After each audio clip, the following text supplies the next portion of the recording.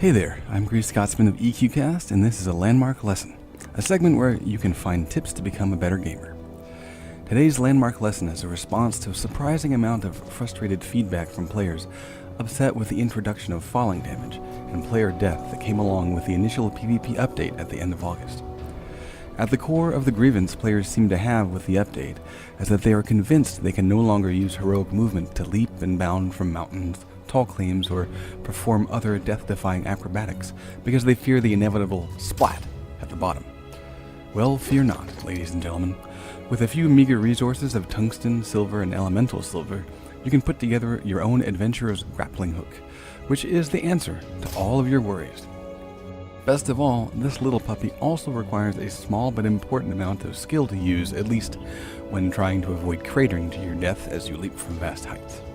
First, a word of instruction for anyone not at all familiar with the grappling hook in Landmark.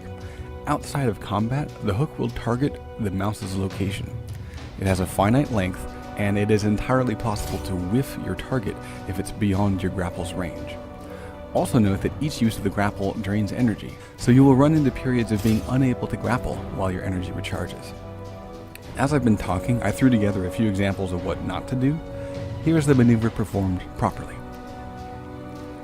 Let's talk through the differences between the footage where I died and the footage where I landed safely. Notice the adjustment I made to my aim on this successful attempt.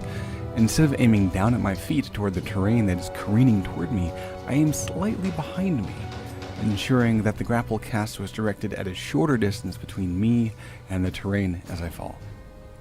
Learning when and where to cast your grapple, especially doing so before going splat, will take some practice. Expect to die a few times if you're unusually daredevilish as you get this down. But isn't that great? Not only do you have full use of your heroic movement and can be as bold as your courage allows, but to pull off truly death-defying feats requires a bit of skill. What fantastic gameplay!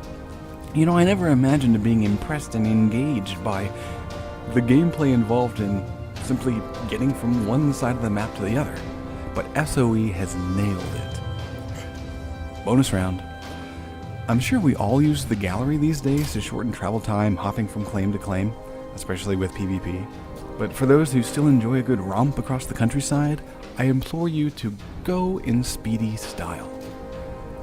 In addition to grappling the ground to avoid certain death from the sudden stop at the bottom provided by the ground as you fall towards it, you can also grapple the ground to pull yourself along rather quickly as you run across the terrain.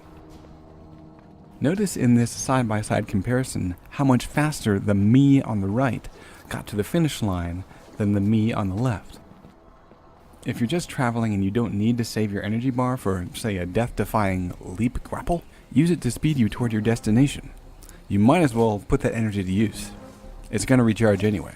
I hope these tips have been useful to you, and the use of the grapple rekindles the daredevil in those who had become worried by the chance of falling damage death that came with the August 27th update. You've been watching the first episode of Landmark Lesson. Stay tuned for more content. In the works is a PvP arena workshop that involves feedback from a number of community member builders whose claims have already caught our eye in the week or two following the PvP update. This is Grease Scotsman of EQCast, and I hope we never stop learning.